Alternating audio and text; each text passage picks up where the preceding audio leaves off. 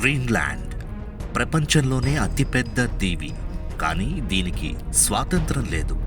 Greenland ఈ రోజుకి ప్రపంచంలోనే అతిపెద్ద ఐలాండ్. కానీ విచిత్రం ఏంటంటే ఇది పూర్తిగా స్వతంత్ర దేశం కాదు. అసలు గ్రీన్లాండ్ ఇప్పటికీ డెన్మార్క్ చేతిలోనే ఎందుకుంది?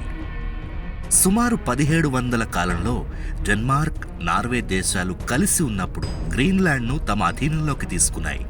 1814లో ఆ రెండు దేశాలు విడిపోయినప్పుడు గ్రీన్లాండ్ మాత్రం డెన్మార్క్ దగ్గరే ఉండిపోయింది.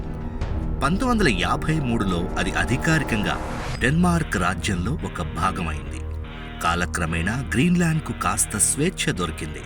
1979లో, ఆ తర్వాత 2009లో వాళ్లకంటూ సొంత ప్రభుత్వం ఏర్పడింది. అక్కడి వనరుల మీద వాళ్లకే హక్కులొచ్చాయి. కానీ దేశ రక్షణ, మిలిటరీ, విదేశీ వ్యవహారాలు మాత్రం ఇప్పటికీ డెన్మార్క్ చేతుల్లోనే ఉన్నాయి. అమెరికా కన్ను దీనిపై ఎందుకు పడింది? గ్రీన్లాండ్ ఉన్న లొకేషన్ చాలా కీలకమైంది కావడంతో అగ్రరాజ్యాల కళ్ళు దీని మీద పడ్డాయి. ముఖ్యంగా అమెరికా దీనిపై ఎప్పటినుంచో ఆసక్తిగా ఉంది. 1946లో అప్పటి అమెరికా ప్రెసిడెంట్ ట్రూమన్ దీన్ని $100 మిలియన్ బంగారమిచ్చి కొనాలని చూశారు. 2019లో డొనాల్డ్ ట్రంప్ మళ్ళీ ఈ ప్రస్తావన తెచ్చారు. గ్రీన్లాండ్లో ఉన్న అపారమైన ఖనిజ సంపద, ఆర్కిటిక్లో దాని లొకేషన్ చూసి దీన్నొక పెద్ద రియల్ ఎస్టేట్ డీల్ లాగా భావించారు. కానీ డెన్మార్క్ ప్రధాని ఈ ఆలోచనని కొట్టిపారేశారు. గ్రీన్లాండ్ నాయకులు కూడా గట్టిగా స్పందిస్తూ, మేము వ్యాపారానికి సిద్ధమే, కానీ అమ్మకానికి కాదు అని తేల్చి చెప్పారు.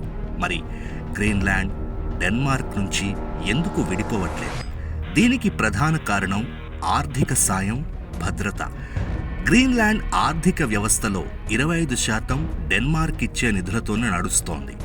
దాంతోపాటు ప్రజలకు ఉచిత వైద్యం, చదువు, మిలిటరీ రక్షణ అన్నీ డెన్మార్క్ ఉచితంగా ఇస్తోంది. అందుకే ఆ సపోర్ట్ కోల్పోవడం ఇష్టం లేక గ్రీన్లాండ్ పూర్తిగా విడిపోకుండా డెన్మార్క్ రక్షణలో ఉంటూనే సొంత పాలన సాగిస్తోంది.